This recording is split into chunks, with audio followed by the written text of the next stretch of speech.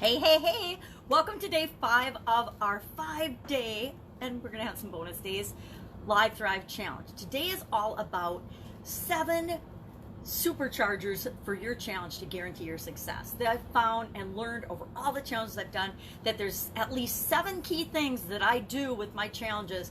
Number 1, to get me the result and the success that I want with that challenge, but also to get the people that participate in that challenge the success and the result that they want. Because really that's what it's all about. If we're doing challenges for other people, it's about them getting a result. So what 7 things? We're going to talk about the 7 things we can do to really supercharge and get the success we want with our challenge. So let's dive right in. I'm going to break this down to the things that we do before, during, and after the challenge. Now, when we first decide we're going to do a challenge, I say before the challenge is all about promoting, getting attention, getting curiosity, building interest in your challenge, attracting people to your challenge. Now you're going to do this in both free and paid ways. I personally don't advertise for my challenges ever. I just use word of mouth and the strategies I'm going to tell you about right now, but I have yet to pay to advertise for people to participate in my challenges, especially my free challenges. Which almost all my challenges have been free. I think I've done a couple paid ones, but for the most part, my challenges are free because they're a way for me to find the people that I'm looking for to get more information about a project that I want to do, to test out whether I want to do a project or not, or just to do some personal development, some personal improvement of my own. And then I just bring people along with me because it's a lot more fun to do things with other people than it is to do them all by yourself. Now, but before the challenge, let's talk about a couple key things in terms of promotion. How do you promote it? How do you share it? Where do you share it? If this is your first challenge, the first challenge you've ever thought about doing and inviting other people to, be upfront about that. Tell people, hey, this is my first challenge. I'm going to offer you this challenge. And the cool thing about doing free challenges and why I like free challenges is because you have a lot more leeway in where you can share them, where you can share the information about them. I like to do, number 1, share and promote your challenge on the platform that is native to your ideal customer. If your customers are on Facebook, of course, post it on your Facebook profile. Let people know you're doing a challenge. Hey, invite people to do it with you.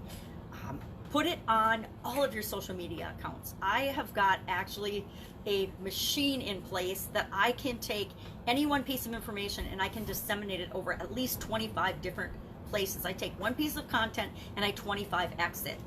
I guess I'm gonna give you a little sneak peek.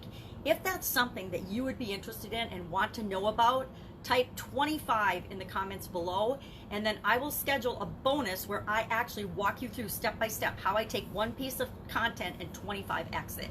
So how would that help, and how would that work if you decide you want to do a challenge? When you decide you want to do your challenge, well, you create a little piece of content and then you share it over 25 different places. Now you have 25x to the amount of reach that that piece of content is going to get, and guess what? They're all free. Every single one of the places that I share those 25 pieces of content are free. So again, if you want to know about that, put 25 in the comments below and I will add a bonus over the next couple of days to make sure that I get that information out.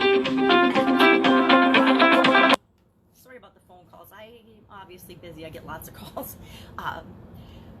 So prior to the challenge, we want to make sure we're promoting it. We want to get as many people invited and as many eyes on our challenge as possible. Wherever you're doing it, share the link. Share the link, let people know.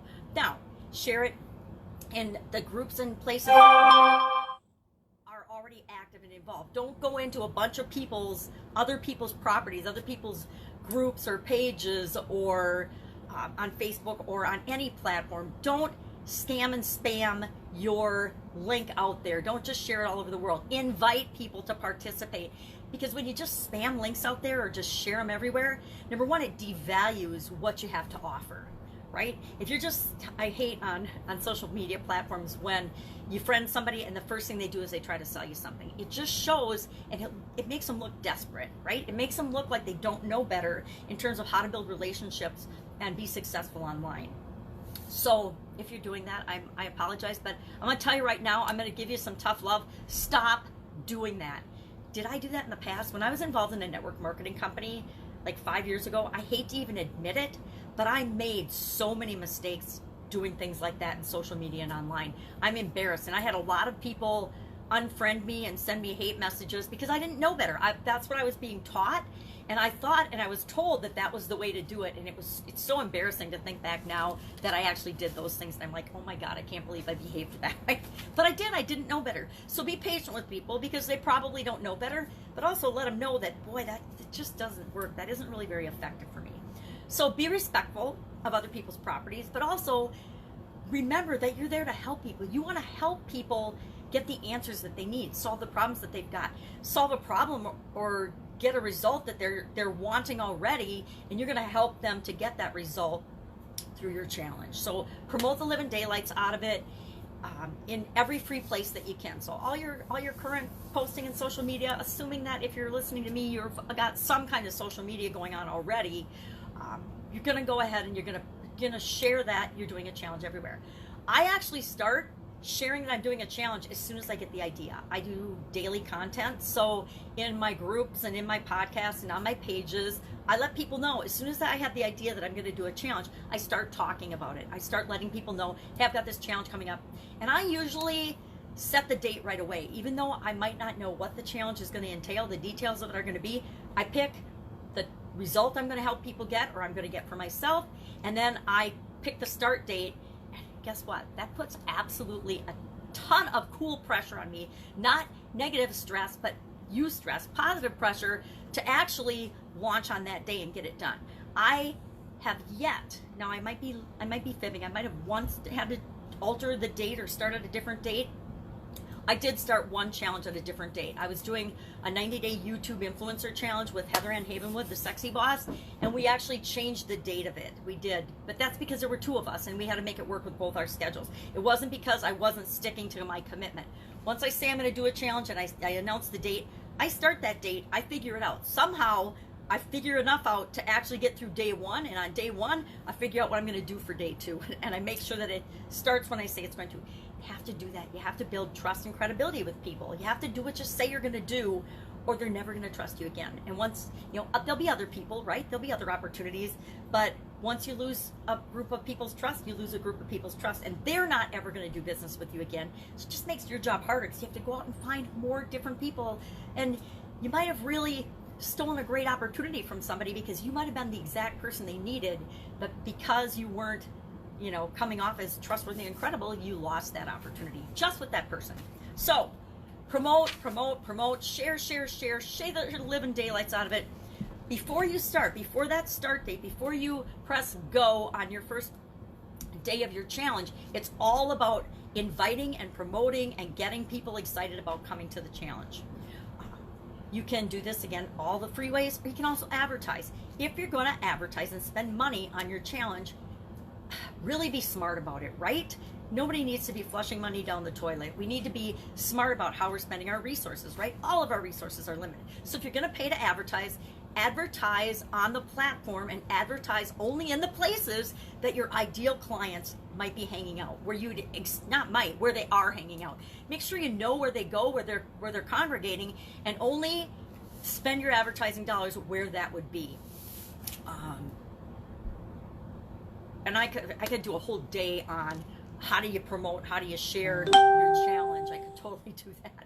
So this is just the highlights. So you're going to promote. Your focus is on promotion prior to the challenge starting. Now, I'm going to take a peek here. I'm sure I missed a whole bunch of stuff because this was actually 3 lessons of a course I taught on challenges. I'm merging into one quick lesson for this challenge because there's just so much more you could talk about and do, and the specifics of each of these things. So prior to the challenge, it's all about promoting and getting eyeballs on your challenge and getting people to come and show up. It's like if you're doing anything online, the hardest thing is to get people to show up. The longer the time between announcing and starting the challenge to the date that you actually start it, will determine when and where you spend your communication and your dollars. I say you talk about it every day from the time you're gonna do it, you say you're gonna do it, to the date that you start it. Advertising, not the same thing. people forget, people lose tracks. You don't want to advertise to a bunch of people way ahead of the challenge start date and then they forget about it and don't show up. It's like advertising for webinars. You don't advertise 2 weeks before your webinar because no one will ever show up. You don't advertise 2 weeks before your launch because no one will show up. You start planting seeds, but you don't necessarily, sorry, another call. You don't necessarily pay. So you would put maybe a few days or maybe a week max. I say you would pay to promote your challenge, but otherwise that, if you're going outside that, you're just kind of wasting money and wasting resources. Now, during the challenge, this is when you totally 100% switch gears. Up to the challenge, before the challenge starts, it's all about attracting as many people as you possibly can and getting the word out and promoting it. The day the challenge starts, your focus changes 100% from attracting new people to focusing on the people that you've got, the people that are focusing on the challenge itself and providing the best experience you possibly can and delivering the best information, the best results, the best daily deliverables, everything that you can. It's 100% focusing on the people that are there. I go into my challenges assuming everybody who signs up is going to actually participate. Now, we know that 80% of the people that sign up for anything will never participate. They'll never do anything. And that's okay. I still treat everybody and assume everyone is going to participate. So I continue throughout the challenge to communicate with them, switching from announcing it and inviting people to the challenge to focusing on the people that are actually participating and taking action in the challenge. It's kind of like in corporate America, when you're a manager of people, or anywhere, when you're a manager of people or a leader of people, there's always a bell curve of people's performance, right? Most people are just doing their job, they're doing what they're supposed to do, and you get what you expect out of them. There's a few superstars that are always doing way more and are awesome, and we love working with them. And then there's always a couple people that are not doing what they're supposed to do, causing trouble, being negative, or whatever. You're going to have the same thing in your challenges. You're going to have, most people will just be lurking and watching and not doing anything. Then you're going to have maybe 10 to 20% that are actually kicking butt, taking names, and doing the challenge with you. We're going to talk about that in a second. And then there's going to be some namesayers and some haters and some people that shouldn't be in your challenge. Those people, I'm going to be right up front. I kick them out. If you come in and are negative, are not doing anything, are derogatory, are mean, and I don't attract those people at all anymore, but in the beginning I did. Some of them sneak in, and sometimes it's just your competition watching what you're doing, right? People want to know what you're doing. They want to learn, and so they might be in, and if they behave in a negative, derogatory way in any way, out. That's why we have group mediators and things, is to kick people out. Nobody, at least in my challenges, I don't want anybody that's a naysayer or negative. It doesn't mean they're not having a difficulty with part of it or questioning something. That's perfectly okay. But they're just being haters and a negative influence, out they go. As I'm focusing on participating in the challenge, it's all about encouraging, coaching, and helping them, answering questions, supporting them in any way, shape, or form that you can. Now, if you can't do that, if I've got a challenge and there's 500 participants in it, guess what? That is too many people for me personally to interact with one-on-one. And then I get help. I actually have people help me to moderate and mediate and answer questions in those challenges. Challenges where there's just a couple of us or a few people, I would say I can personally handle up to like 100 people in a challenge. If I have 100 people in the challenge, I can interact with 100 people, because remember, we've got that bell-shaped curve and everybody isn't participating, right? Some people are, some people aren't. And so I'm only spending my attention and interacting with the people that are participating. So that's only like 20 people. Let's say 20 people in a 100-person challenge are doing the homework, doing the assignments, posting it, doing what they're supposed to in the daily deliverables. And they're the people that I'm focusing my attention on, supporting. They're the people that are getting the free coaching, right? They're the ones that are getting the most out of the challenge. And that's a secret, by the way. If you're doing someone else's challenge and you want to take advantage of it, what they're teaching you, and you want to get the most help and support out of it, participate, comment on their videos, comment in the ask questions, comment, be involved. Do the freaking homework and post it, or do whatever it is that they say that you're going to do it. Because guess what? They will notice. You will get their attention. It's the fastest, easiest way to get the attention of like the people that you want to interact with on a higher level and do business with, participate in their things and in their challenges. Be all in on it and see how much attention that you get. Because they're all like me. We pay attention to the people that are running with us, right? So focus on people, recognize them. Recognize people for effort and trying, not just for showing up and listening, but for actually doing something. And keep in mind that we all start challenges. We all enter anything that we do from different places and different levels of experience. If I'm doing a get 5 new clients in 5 days challenge, and I have somebody that's brand new to their business, their coaching business or something, and they've never done a sales call, they've never done a Facebook Live, they've never been on social media, they've never contacted anyone, and one of the daily deliverables and the challenges is to do a Facebook Live speaking to your ideal customer. I'm just making this up, but that is, and if that person that's never done anything before gets up the gumption and the courage to do that challenge, I'm going to totally recognize and call that person out in a positive way and encourage them like daylights, versus somebody that's already done. Like if I go on and I do a Facebook Live challenge, I have personally done thousands, literally thousands of Facebook Lives. I wouldn't recognize me. I mean, I'd recognize me and say, hey, whatever, but I would expect more of me. I would expect me personally to get on and do a Facebook Live video every day if that's what the challenge calls for, because I've done enough of them that is not really a big stretch or a big comfort zone stretch for me to do that. But for somebody that's never done it before, that is humongous. That is a huge accomplishment. So remember that when you're acknowledging people and recognizing them, the amount of effort and the amount of courage it takes to do certain things is different for each of us. And we want to make sure that we're increasing people's status and recognizing them and paying attention to them throughout the challenge. And how do you do that? How do you know? Well, you only know if you're engaged with them during the process. So engage with people during the process. Message them back and forth. That's why I like Messenger. You can actually message people back and forth throughout the challenge.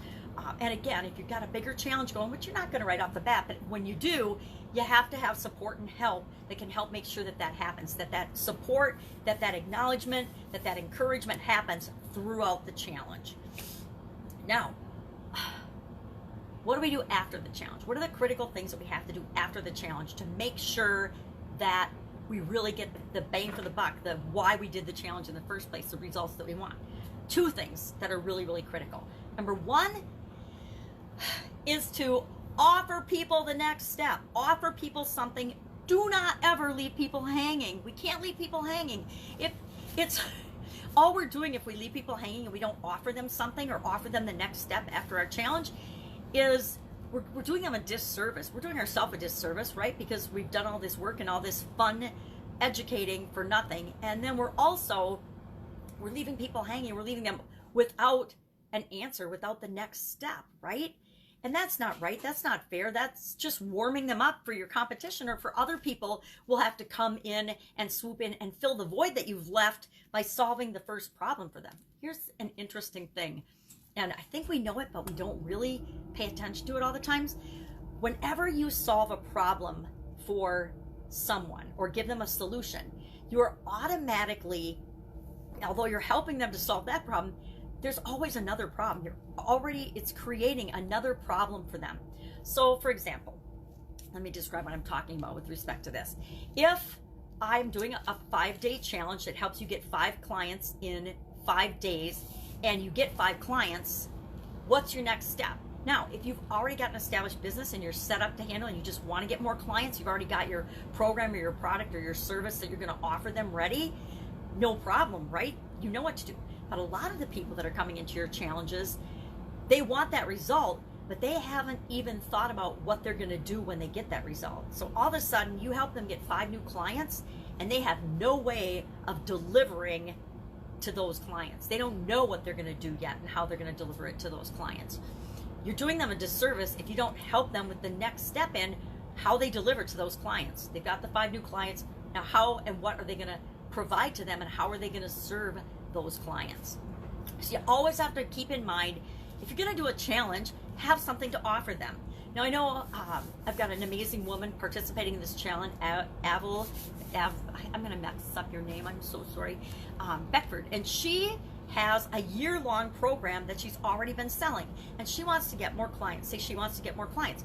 Well, she can easily offer her year-long program after her 5-day challenge because she's already got the program established. There's going to be people that don't have that. So you might be having to teach people, for example, how to create their own program, how to have something to sell on the back end of their challenge. Just an example. So after the challenge, key thing is don't leave people hanging. Don't warm them up for nothing. Make sure you've got something to offer them. And it doesn't have to be something that you've already mapped out in detail. It might just be, hey, hop on the phone with me, or fill out an application to work with me, or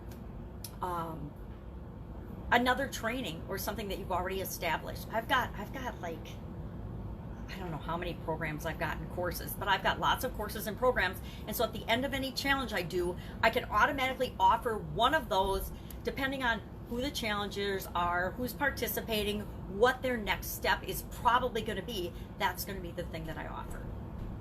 So also after the challenge, what is another big thing that you absolutely positively must do for the success of your challenge? That is probably the number one thing that most business owners are absolutely abysmal at, terrible at, and they don't do. They just don't. Okay, they just don't do it. They don't do it not because they don't know they should do it. They just don't bother to do it. They don't put the resources or the effort forth to make sure they do this. And that is follow up. You absolutely positively need to continue the relationship, continue communicating with people, and follow up. I can't tell you how many opportunities have come my way and the timing just wasn't right.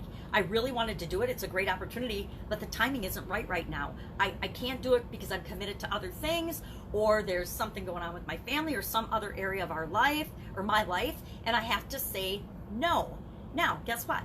The people that follow up and stay in a relationship with me and continue to communicate with me through Messenger or through groups or through email or through phone calls or old-fashioned ways of communicating with people. Those are the programs that when I'm ready for that, it's a reminder to me and I'm like, oh yeah, now I can do that.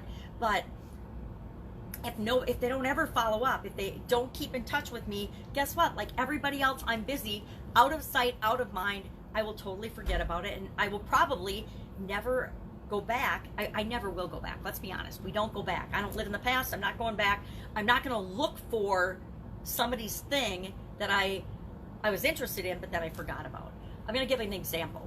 I was doing, I did earlier this year in January, Kelly Roach's coaching program and her live launch formula. Now, there's really attractive things about that, but I am already in 2 other coaching programs, and I'm moving and I'm selling my house and I'm doing all kinds of things, and I've got kids that need me and a granddaughter that needs me. So for me to be looking at and joining her program now or at that time, it wasn't the right time for me. It's still not the right time for me. But she's got a team of people that are continuing to build relationships and keep in touch with me. So if it does down the road in maybe 3 or 4 months become the right thing for me, the right next thing for me, I'm going to remember that because they're continuing to follow up and be in touch with me with respect to their program and what they have to offer. So follow up, offer the next thing. You got to follow up and you have to offer the next thing. I want to pop back just to promotion and make a comment that I just remembered about one of the key areas of sharing your challenge before the challenge starts. And that's, keep in mind that you don't have to keep all of your ways of promoting and getting the word out online or on the internet. Just because I'm on the internet talking now, I spoke about those things, but remember there's a whole slew of not old-fashioned, but proven, let's say proven instead of old-fashioned, strategies and techniques and ways of getting the word out about your challenge that most people aren't doing anymore, especially people that have moved to the online world. They forget, or they might not ever have even known how effective different methods of getting the word out are. Inviting people via postcard, posting, or using flyers. One of the biggest things my ex-husband and I learned in the real estate industry was the power of flyers to move a property. Yep, online is really, really powerful, but guess what? The old world offline ways are just as powerful. Networking groups, meetups.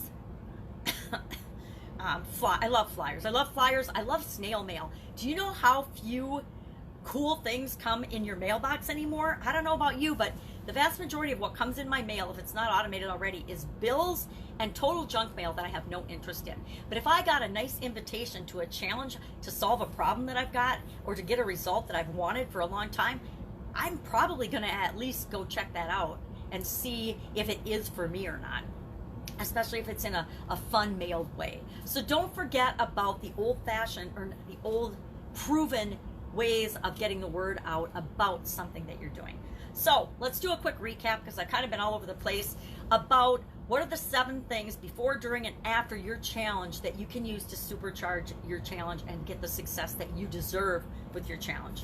Before the challenge, promotion, promotion, promotion. It's all about getting the word out in a positive way about your challenge and inviting as many people as you possibly can to participate. Now, invite as many people in your target audience as you possibly can. Remember, we talked about that on day 2. Who is your challenge for? It is not for everybody. As much as we like to think everything we do is for everybody, that is one of the biggest problems in business, is the whole numbers game philosophy and thinking that, oh, what I have to offer, this water, everybody needs water, so they need my, I don't even know the brand, they need my Nature's Crystal pure mountain spring water that comes from somebody's city tap that's been filtered.